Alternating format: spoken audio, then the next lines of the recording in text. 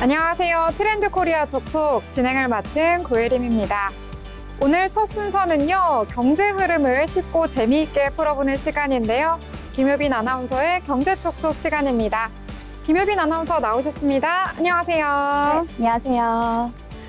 네, 그럼 첫 번째 주제부터 살펴보도록 하겠습니다. 이 디지털 결제 기술과 관련된 소식 오늘 준비하셨다고요? 네, 맞습니다. 드디어 아이폰 유저분들께 굉장히 좋은 소식 가져왔는데요.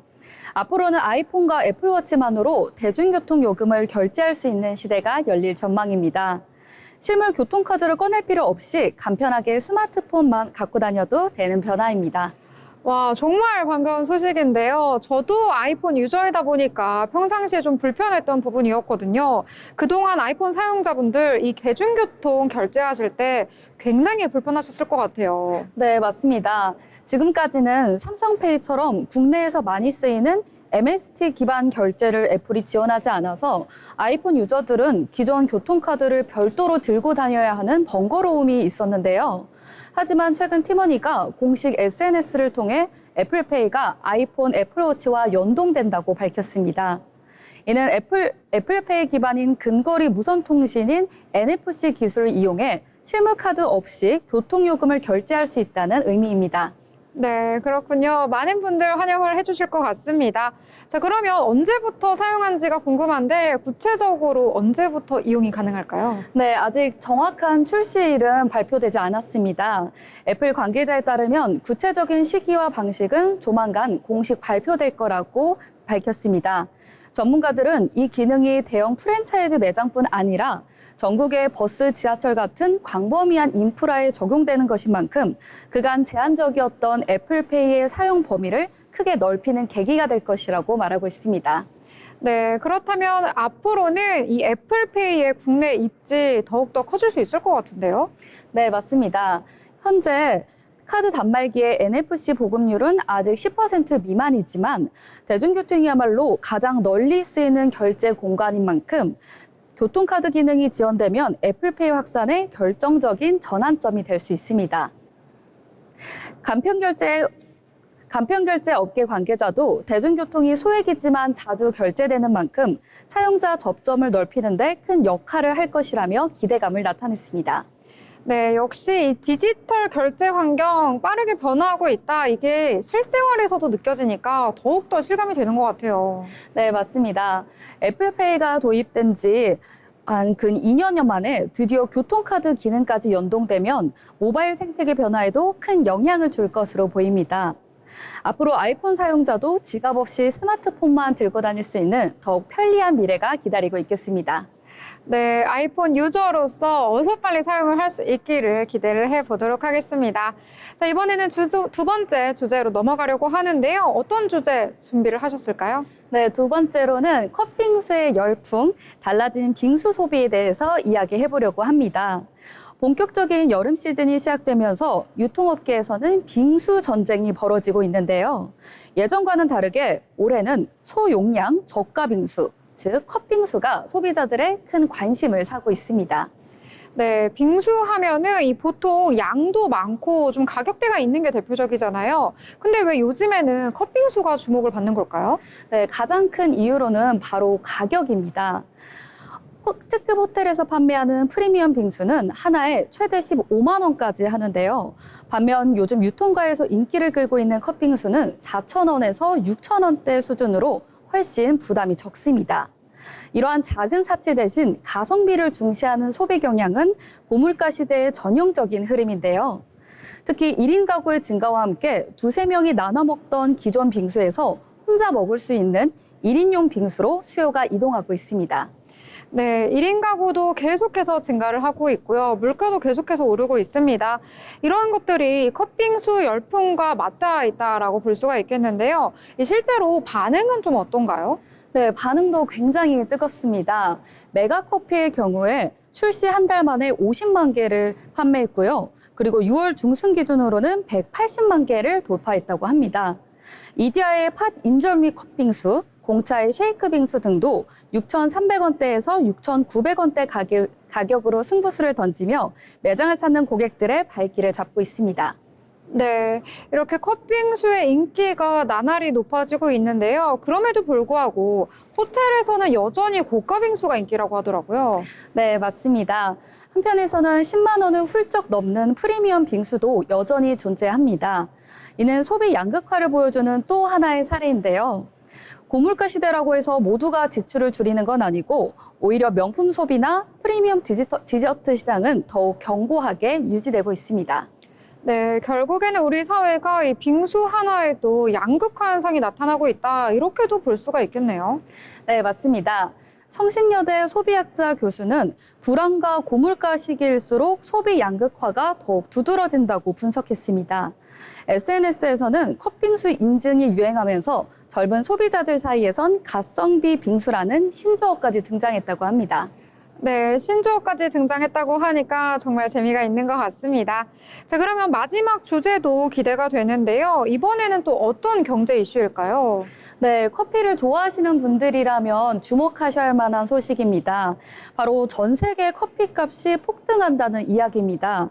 최근 커피 가격이 글로벌 차원에서 급등하면서 국내에서도 커피 한 잔 값이 심상치 않게 오르고 있습니다. 이제는 작은 사치로 여겨졌던 커피조차 마음 편히 즐기기 어려운 시대가 오고 있다는 분석도 나오고 있습니다.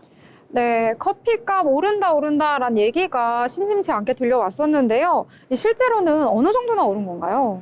네, 수치로 보면 그 심각성이 굉장한데요.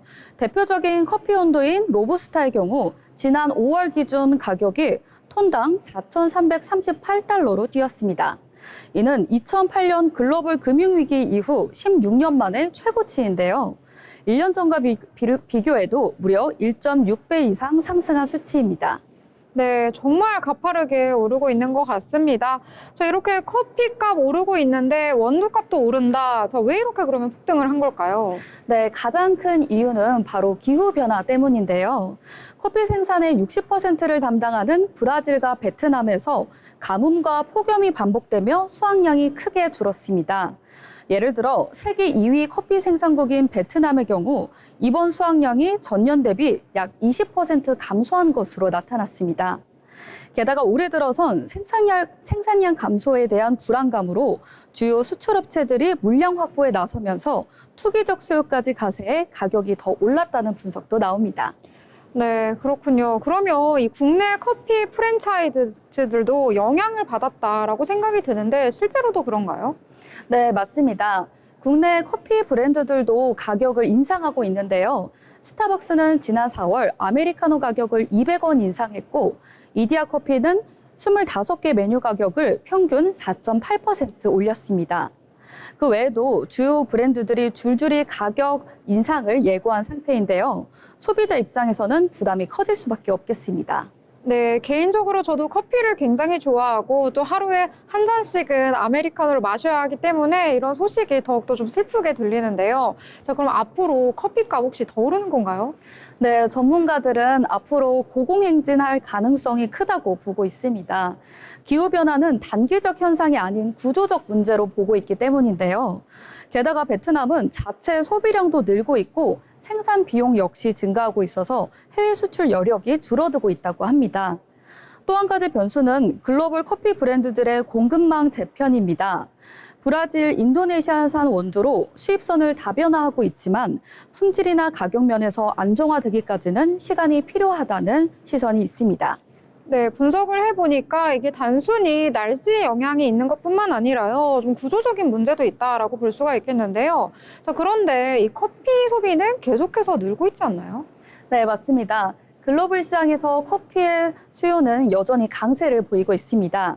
특히 국내의 경우 1인당 커피 소비량이 연평균 367잔으로 하루 한 잔 이상 마시는 셈인데요. 2030 세대의 커피의 진심인 소비 트렌드가 커피 수요를 꾸준히 떠받치고 있는 구조입니다. 이 때문에 공급은 줄고 수요는 늘어나는 전형적인 가격 상승 구도가 나타나고 있습니다. 네, 이렇게 커피값 하나에도요, 이 세계 기후라든지 이 경제까지 모두 다 연관이 되어 있다, 이렇게 볼 수가 있겠군요. 네, 맞습니다. 커피값은 단순한 소비자 물가 항목을 넘어서 기후 위기, 국제 물류, 소비 행태의 변화까지 반영하는 거울과 같은 역할을 하고 있습니다. 우리가 매일 마시는 커피 한 잔에도 이렇게 많은 이야기가 담겨 있다는 사실, 오늘 이 시간을 통해 느끼셨길 바랍니다. 네, 정말 그렇습니다. 정말 커피 한 잔에서 느끼는 경제 이야기 너무도 흥미로운 내용이었습니다. 자, 지금까지 김효빈 아나운서의 경제톡톡이었습니다.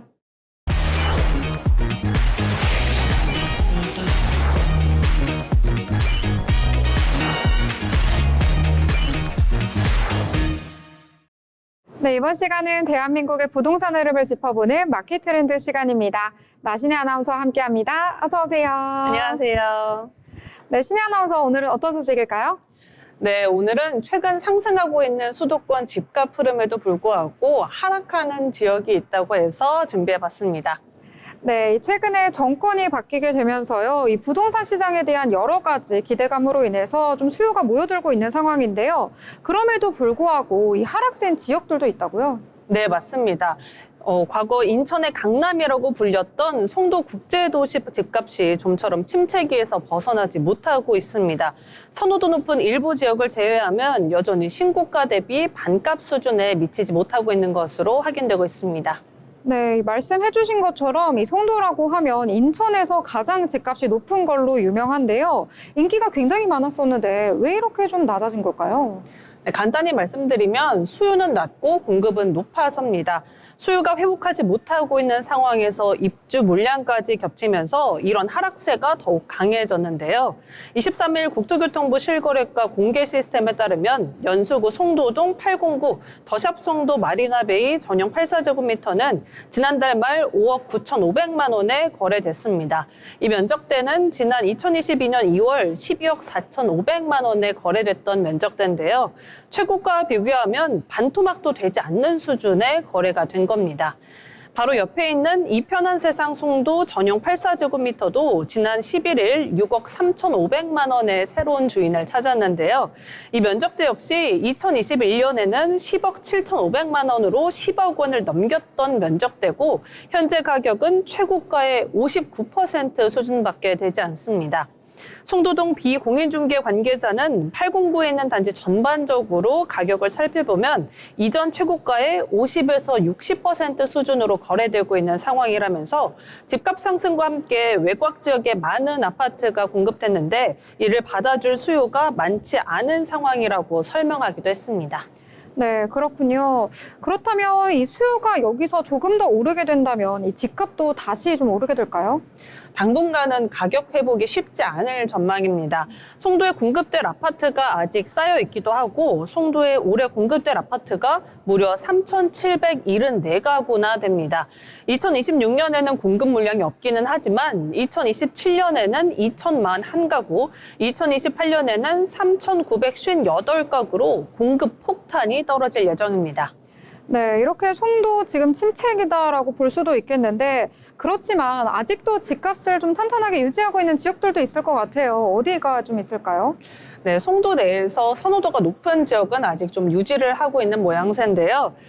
109는 체들 국제학교, 포스코 자사고 등 학군지로 꼽히는 지역이고 또 김연아 상가로 명성을 얻었던 커넬워크도 근방에 있습니다.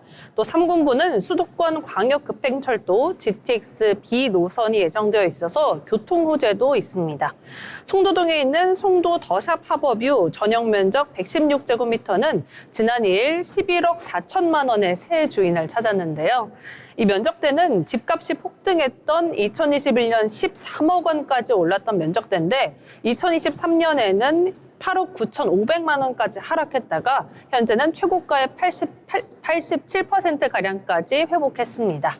네, 송도의 집값 흐름 이러한데요. 이 집값 같은 경우에 어떻게 또 변화할지 앞으로의 추이는 어떻게 예상이 될까요? 네, 일단 전문가들은 좀 더 지켜봐야 한다고 말하고 있기는 합니다. 먼저 과거에 송도 집값이 뛰었던 이유가 크게 두 가지가 있는데요. GTX B노선 신설에 따른 서울 접근선 개선 기대감이 컸습니다. GTX가 개통되면 서울역까지 30분 이내에 진입이 가능한데요. 민자 구간 사업에 새로운 투자사가 참여할 것으로 알려지면서 사업의 속도가 붙을 전망이기도 합니다. 또 다른 하나는 인구 유입 기대감입니다. 송도는 K바이오 전초기지라는 평가를 받기도 했고 삼성바이오로직스 등 국내 대표 바이오 기업 본사가 들어가 있기도 합니다.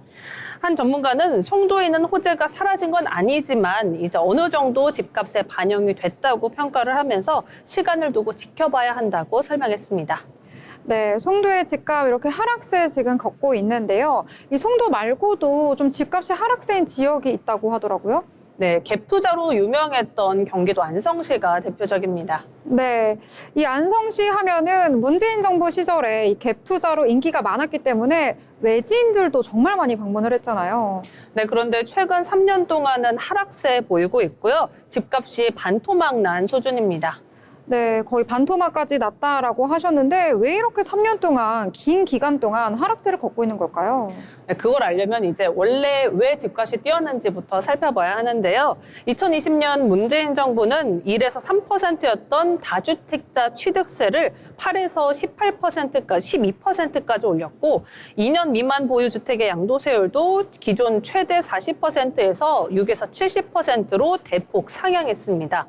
주택 투기 수요를 차단해서 이 주택 가격을 안정시키겠다는 취지였는데 다만 공시가격 1억 원 미만 아파트는 취득세 중과에서 배제됐고요. 1.1%만 취득세로 내면 됐고 또 읍지역의 공시가격 3억 원 미만에 대해서는 양도소득세 중과도 배제했습니다.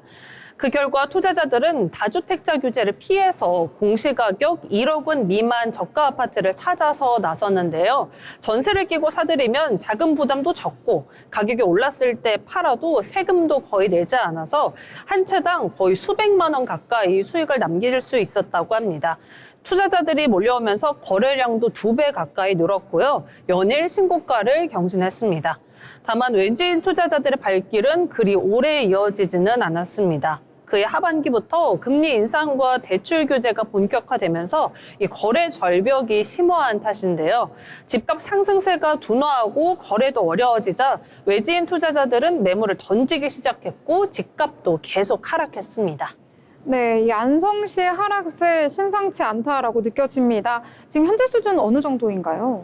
네, 갭 투자의 성지 그중에서도 중심이었던 이 안성시 공도읍 주은청설 전용 면적 49제곱미터 실거래가는 반토막이 났고요. 전용 39제곱미터도 이달 8,200만 원에 거래되면서 최고가 대비 9,300만 원 떨어졌습니다.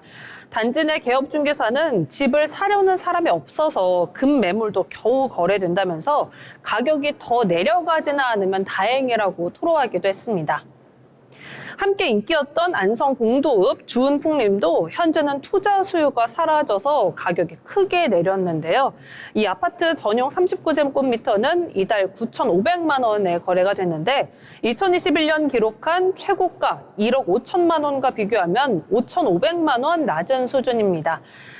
전용 49제곱미터 또한 최고가 1억 8,500만 원에서 8천만 원이나 떨어진 1억 500만 원에 이달 거래가 됐는데요.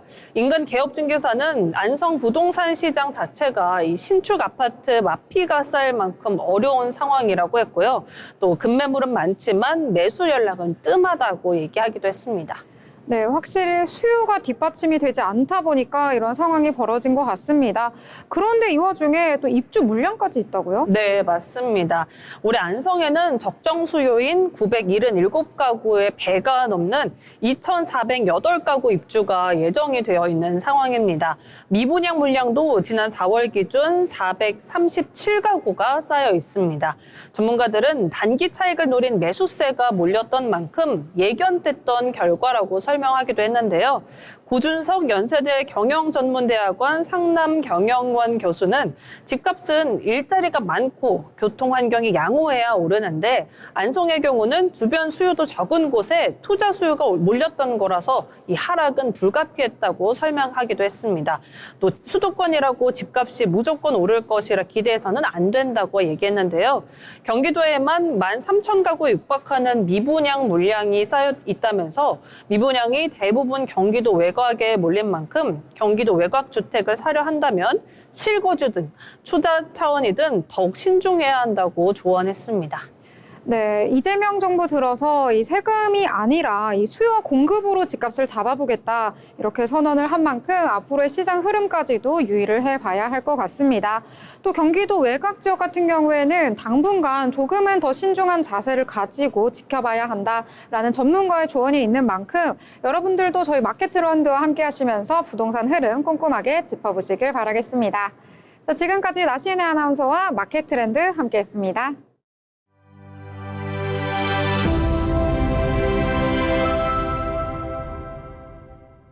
시청자 여러분 안녕하세요. 박혜원입니다.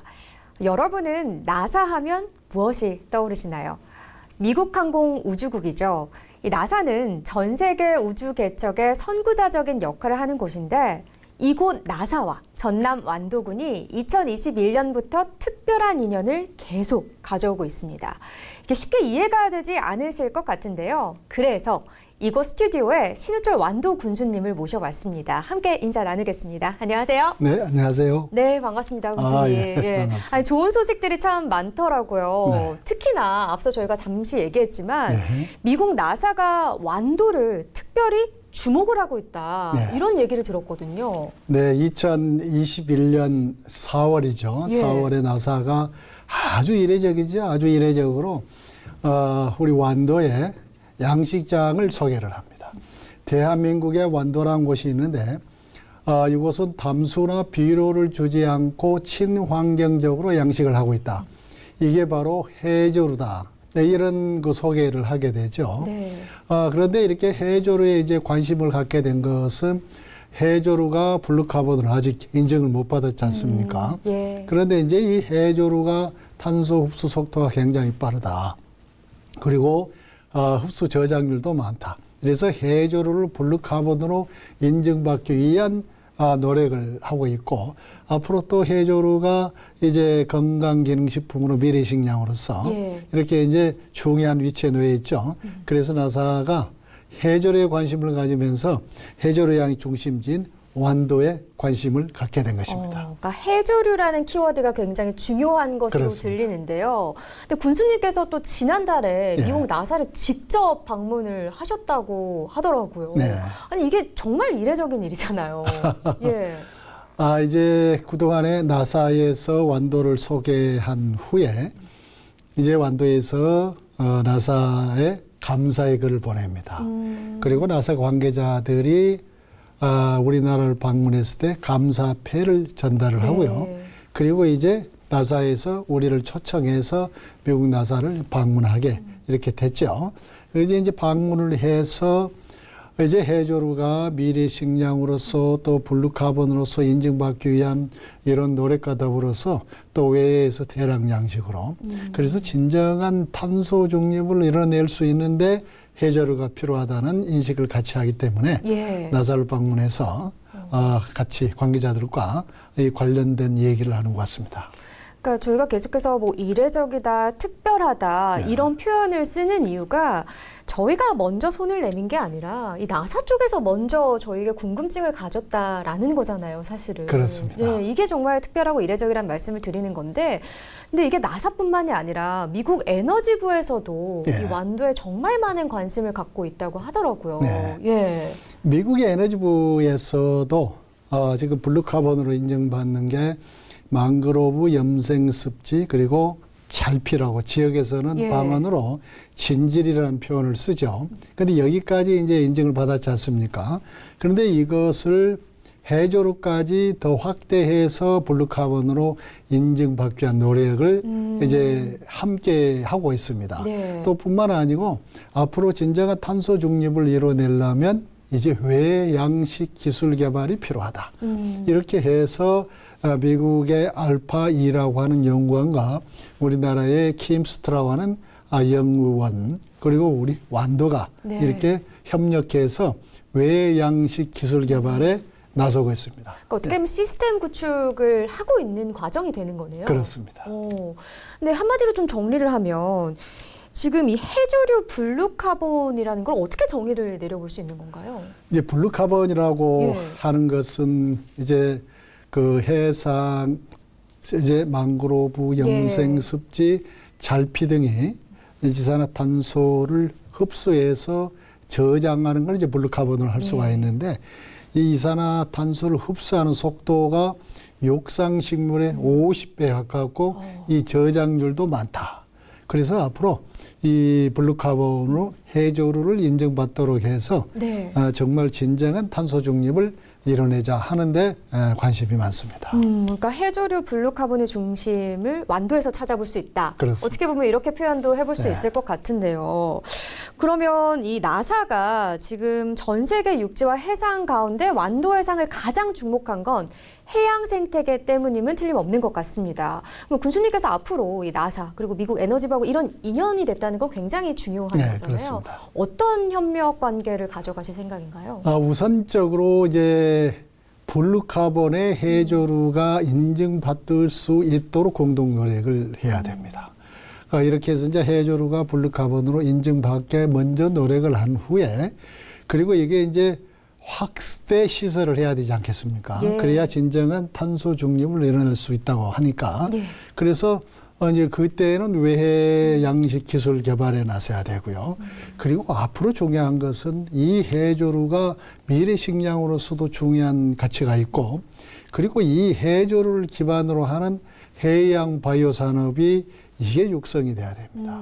그래서 이 해조류를 소재로 해서 고급 종이와 그다음에 친환경 플라스틱 이와 같은 것을 해조류를 기반으로 하는 바이오 산업이 활성화됐을 때 가능한 일이거든요. 네. 그래서 앞으로 이런 문제와 관련해서 보다 더 적극적으로 협력해서 조기에 실현시켜내야 될 과제라고 생각합니다.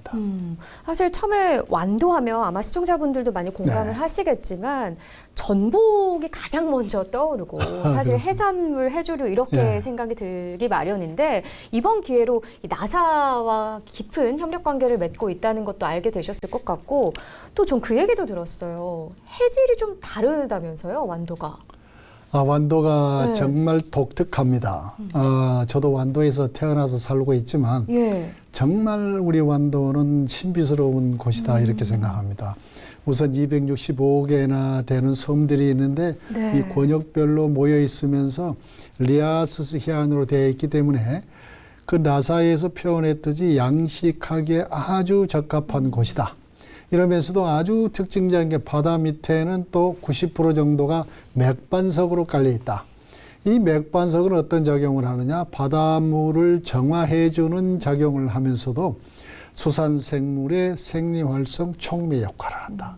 그러니까 완도에서 생산되는 해조류나 전복이나 어패류 등의 맛과 향에 영향을 미치고 있다. 이렇게 이제 판단이 되거든요. 예. 그러면서도 집안 초석이라고 하는 바다 밑에서 영양염이 자체적으로 생겨난다. 그렇다면 앞으로 이 기후변화와 관련해서 문제가 되는 것이 이제 영양염 부족 현상입니다. 이걸 전문용어로 기초생산력의 저하라는 표현을 쓰는데요. 네. 이와 같이 영양염 부족 현상이 올 때 완도에서는 자체적으로 영양염이 생겨난다고 그러면 어떻겠습니까? 여기는 천혜적인 그러네요. 적지다 이렇게 볼 예, 수가 있습니다. 예. 그래서 완도에서 생산되는 해조를 비롯한 모든 전복과 그다음에 어패류가 가장 우수한 맛과 향을 지니고 있다. 네. 이렇게 말씀드릴 수 있습니다. 지금 군수님께서도 참 자세하게 잘 설명을 해주셨다시피 이 미항공 우주국 나사가요 미래 친환경 녹색 수화기 현장으로 완도군 해역을 지목을 했습니다. 세계에서 가장 이상적인 환경을 가진 곳이라는 건데요. 네. 정말로 가슴 뿌듯한 일이 아닐 수가 없습니다. 바다 생태계가 죽어가고 있는 요즘 이 남도의 보고 완도가 인류의 희망을 미리 보여주고 있는지도 모르겠다는 생각이 듭니다.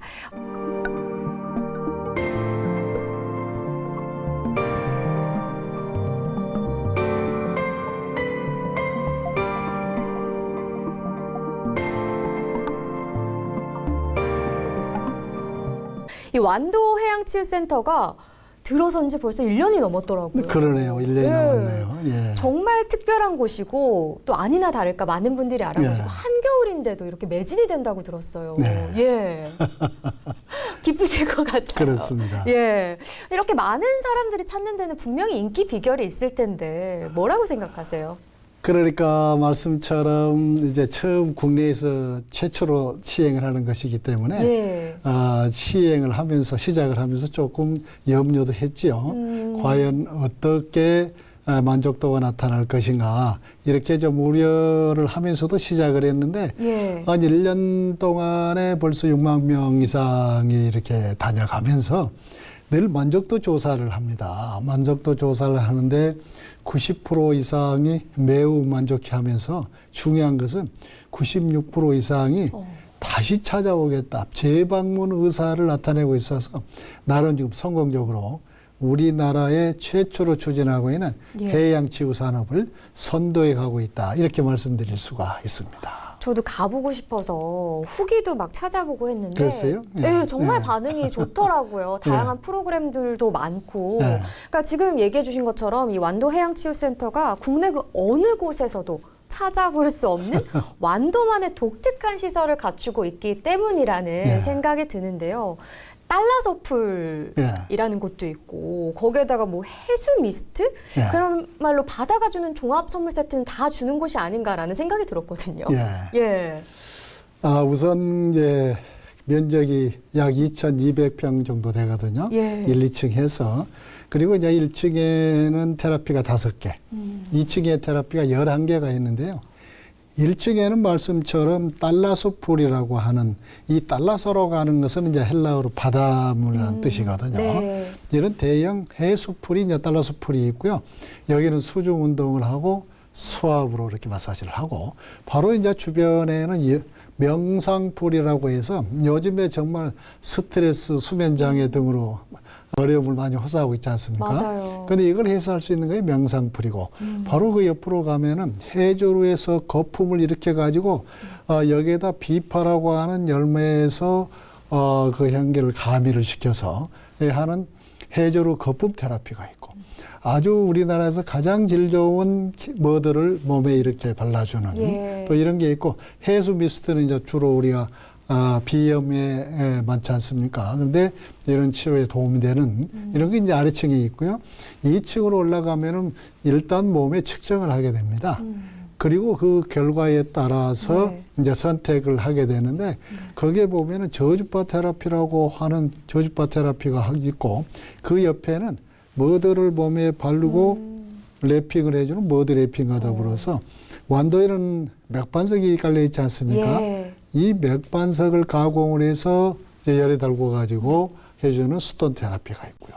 그리고 아주 또 재밌는 것은 사람을 몸에 물 위에 이렇게 뜨게 해가지고 예. 요법사가 관리를 하는 이게 와츠라고 하는 그런 것이 또 있죠. 네. 그리고 완도산 해조류 원물을 욕조에다 그대로 집어넣습니다. 오. 그래 거기에서 이제 입욕을 하게 되는데요. 예. 그렇게 되면은 이제 아주 매끌매끌해 부드럽게 되거든요. 예. 그래서 해조류 스파 테라피라는 게 또 있고요. 이렇게 네. 다양한 테라피들이 16개가 준비되어 있는 것이 바로 완도 해양치유센터입니다. 그런데 이게 지금 경험을 통해서 예. 만족도를 높여가는 것은 정말 완도는 미세먼지가 가장 적은 곳이고 또 음이온 발생량은 굉장히 또 많은 곳이거든요. 예. 여기에다가 그 해풍과 네. 그다음에 가장 깨끗한 바닷물이지 않습니까? 그러네요. 또 갯벌과 더불어서 해조로 하면 또 완도지 않습니까? 예. 이런 것을 이용하는 이제 해양 치유가 이루어지고 있기 때문에 이렇게 해서 이제 사용자들로부터 이용객들로부터 관심을 끌고 있다 이렇게 생각이 됩니다. 지역 소멸 시대에 기가 막힌 콘텐츠를 이 완도군이 찾은 것 아닌가라는 평가를 내리고 싶은데요. 이게 지역에는 좀 어떤 도움이 되고 있다고 보시나요? 우선 이제 지금 치유센터가 기본이 되면서 예. 그 주변에는 기후치유센터, 문화치유센터가 있고 그리고 또 청산에는 치유공원이 있고 약산에는 해안치유숲이 있습니다. 예. 여기에다가 완도가 지금 국립란대수목원을 조성을 하거든요. 그러면 이건 뭘 의미하냐면 해양치유와 더불어서 산림치유를 이렇게 동시에 병행해서 할 수 있는 곳이 완도밖에 없다. 그런데 또 청산도에 슬로우시티로 지정되어 있는 청산도에는 네. 범바위라고 하는 곳에 아주 기가 센 곳으로 이렇게 소문이 나 있지 않습니까? 여기서는 기치유 장소로. 그리고 윤선도 유적지가 있는 보길도에서는 문학치유 장소로 이렇게 다양하게 네. 완도의 섬 전체를 치유의 섬으로 이렇게 조성해 나가고 있습니다. 네. 이렇게 될 때 우리가 1,000만 이상의 네. 관광객이 완도로 올 것으로 이렇게 내다보거든요.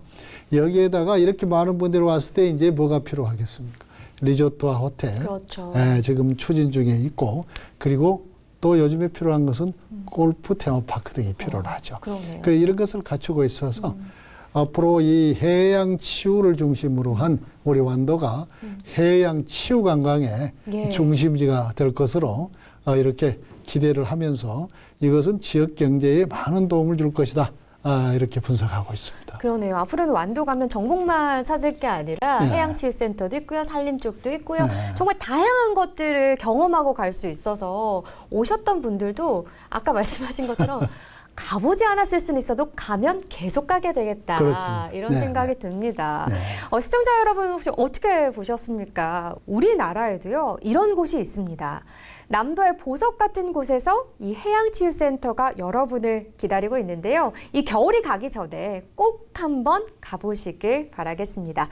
달라서풀에서 겨울의 한기를 또 녹여보시는 것도 좋을 것 같네요. 여러분 오늘 얘기는 여기까지 듣도록 하고요. 저희는 다시 또 인사드리도록 하겠습니다. 군수님 고맙습니다. 네, 감사합니다.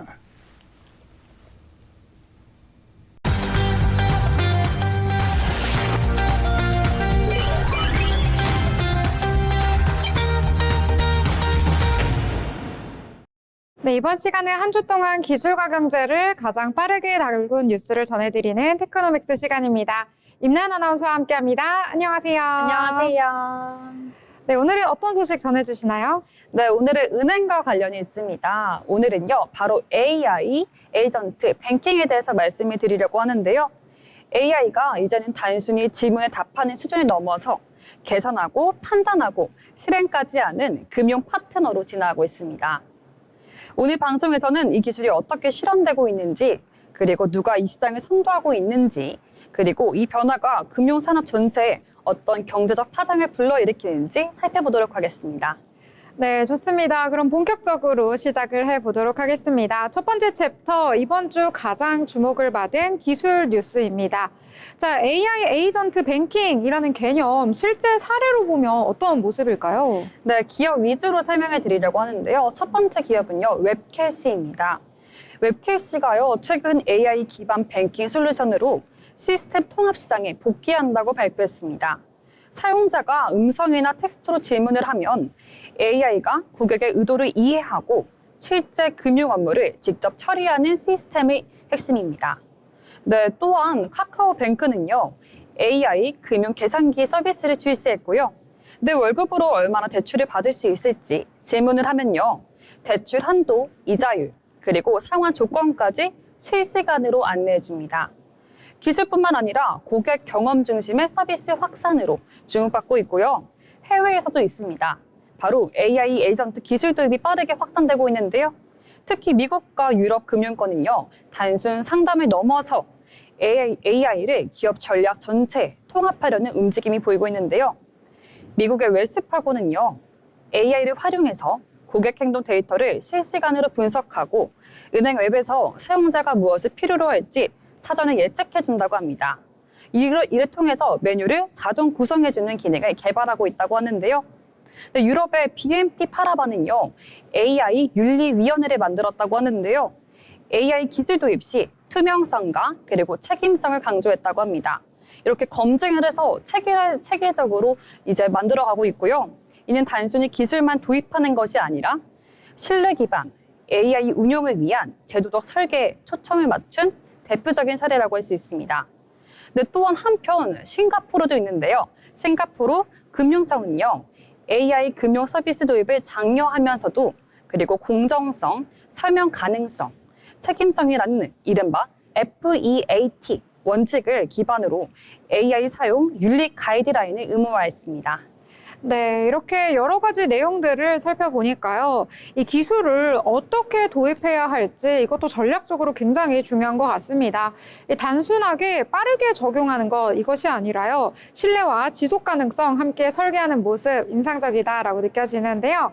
자, 그러면 다음으로 넘어가서요. 이 기술이 바꾸는 경제 파트 알아보도록 하겠습니다. 이 AI 기술이 실제로 어떤 기업의 전략과 또 시장의 흐름을 만들고 있는지 좀 더 자세하게 설명을 해주시겠어요? 네, 지금 금융권에서는요, AI 에이전트를 중심으로 이제 핵심적인 전략을 펼치고 있는데요. 단순 자동화 수준이 아니라 데이터 기반의 고객 관리, 자산 운용, 상품 설계까지 AI가 전면적으로 나서고 있다고 합니다. 그래서 기업별로 살펴볼 텐데요. 먼저 신한은행입니다. 금융권 최초로 AI 마이 데이터를 구축했는데요. 고객의 소비 패턴, 소득, 대출 이력 등을 종합적으로 분석해서 개인별 금융 습관 진단과 맞춤 상품을 추천하는데요. 2024년 기준 신한은행은요, AI 관련 투자에만 약 1,500억 원 이상을 투입하고 있고요. 그중 절반은 데이터 센터와 생성형 AI 기술 고도화에 사용되고 있습니다. 네, 이렇게 단순히 앱에서 알림이 오는 수준을 이제는 넘어서서요. 진짜로 나를 이해하고 제안하는 은행이 된다라고 볼 수 있겠는데요. 자, 그렇다면 또 다른 기업도 좀 소개를 해주시죠. 네, 또 다른 기업에서 어떤 기술이 사용되고 있는지 말씀드리려고 하는데요. 바로 우리은행입니다. 우리은행은요, AI를 단순 응대 수준에 그치지 않고 고객 등급 산정과 그리고 상품 추천에도 AI를 적극적으로 활용하고 있습니다. 대표적으로 YG AI라는 시스템이 있는데요. 고객의 소득, 소비, 거래 이력 등 비금융 데이터를 포함해서 신용을 재평가합니다. 기존 금융 점수로는 대출이 어려웠던 고객에게도 새로운 기회를 제공하겠다는 전략인데요. 또 있습니다. AI 콜보 시스템을 통해서 전체 콜센터 문의의 약 70%를 자동 처리하고 있고요. 금융사 중에서도 AI 기반 전화 상담 자동화 기술을 가장 먼저 상용한 곳 중 하나입니다. 네, 그러니까 이제는 고객센터 전화를 해서 단순히 응답만 듣는 게 아니라요. 전화를 해서 이번 달 신용카드 얼마나 비용 나왔는지 좀 알려줘. 이렇게라고 하면 물어보면 좀 대답을 해주는 거군요. 네, 맞습니다. 그런 실용적인 질문에 대답을 해주는 거고요. 그러면 또 어떤 기업이 그렇게 또 다른 기술을 가지고 있는지 말씀드리겠습니다. 네, 그 다음은요, KB국민은행입니다. KB국민은행은요, AI와 그리고 IoT 기술을 결합한 음성 명령형 금융 시스템을 실험 중인데요. 말로 송금하거나 대출 상황이 언제야?처럼 간단한 질문에도 답변을 해주는 기술이라고 합니다. 이 시스템은요, AI 보안 인증, 음성 인식, 그리고 실행 처리까지 포함한 통합적인 기술로 볼 수 있고요. KB는요, AI 금융 관련 특허를요, 2023년 기준 96건 이상 출연하면서 기술 선도권 확보에도 힘을 쏟고 있습니다. 네, 이제는 점점 은행에서도요, 단순히 대답하는 게 아니라 AI가 먼저 대답을 하고 평가를 하고 응대하는 시대, 이렇게 나아가고 있는 것 같습니다. 이 국내 기업들의 흐름도 한번 쭉 살펴봤는데요. 그렇다면 이번에는 해외 기업의 상황은 어떨까요? 네, 해외도 어떤지 또 말씀을 드리려고 하는데요. 첫 번째 기업부터 말씀드리겠습니다. JP 모건인데요. AI를 통해서 하루 수천 건에 달하는 투자 리포트 요약과 리스크 진단을 자동화하고 있습니다. 이를 통해서 리서치 부서 인건비와 보고서 작성 시간도 30% 이상 절감한 것으로 알려져 있고요. 또한 블룸 에너지가 있는데요. AI 기반 투자와 리포트, 폴리오를 통해서 조정 서비스를 제공해 하이엔드 고객 대상 자산관리 시장을 공략하고 있다고 합니다. 네, 뿐만 아니라 글로벌 AI 금융시장은요, 2023년 기준 약 120달러, 그리고 연평균 23% 성장률로 2030년까지 약 850억 원으로 규모에 이를 것으로 전망됩니다.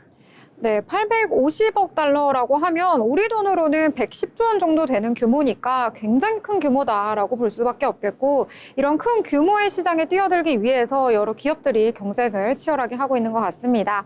자, 그러면 오늘 여러 가지 내용들 들었으니까 이번에는 헷갈릴 수 있는 용어를 한번 정리를 해보려고 하는데요. 오늘은 어떤 용어 좀 소개를 해주실까요?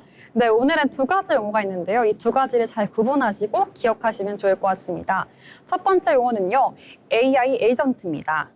AI 에이전트는요, 사용자의 요청을 이해하고 스스로 판단해서 업무를 처리하는데요. 이러한 AI 시스템은요, 질문에 답하는 것뿐만 아니라 실행까지 가능한 주체형 AI라고 볼 수 있겠습니다. 네, 그리고 두 번째 단어는요, 생성형 AI인데요. 챗 GPT처럼 입력된 정보에 맞춰서 새로운 답변을 만들어내는 AI입니다. 지금 우리가 이야기한 AI 금융 서비스 대부분이 이 기술을 기반으로 만들어지고 있다고 합니다. 네, AI는 많이 들어보셨을 텐데요. 관련된 용어는 조금은 생소하실 수도 있을 것 같습니다. AI 에이전트 또 생성형 AI 이 차이를 이해하시면 될 것 같은데요. 업무 처리 그리고 또 새로운 답변을 만들어낸다는 점이 포인트인 것 같습니다. 자, 그러면 오늘 나눈 내용들 한번 정리를 하려고 하는데요. 어떻게 좀 요약을 해볼까요? 네, 먼저 오늘의 한 줄 정리 먼저 말씀드리겠습니다. 오늘의 한 줄 정리는 이렇습니다. AI가 금융을 실행하는 시대, 우리는 더 전략적인 소비자가 되어야 한다. 인데요. AI는 고객을 대신해 판단하고 제안하고 실행합니다. 하지만 그만큼 소비자는 정보를 더 명확하게 이해하고 선택할 준비가 되어 있어야 할 것 같습니다. 네, 오늘도 관련된 새로운 이야기 한번 들어봤습니다. 이 기술이 금융을 바꾸고 또 금융이 다시 사람의 삶을 바꾸는 시대 저희가 함께 이야기 나눠봤는데요. 앞으로도 새로운 내용 가지고 찾아뵙도록 하겠습니다. 지금까지 임나연 아나운서의 테크노믹스였습니다.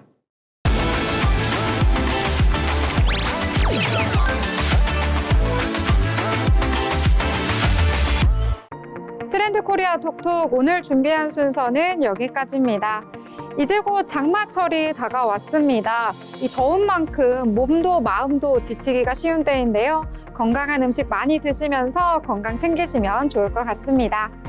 자, 상반기 방송 여기서 마무리 짓겠고요. 저희는 7월 방송으로 다시 찾아뵙도록 하겠습니다. 시청해주신 여러분 고맙습니다.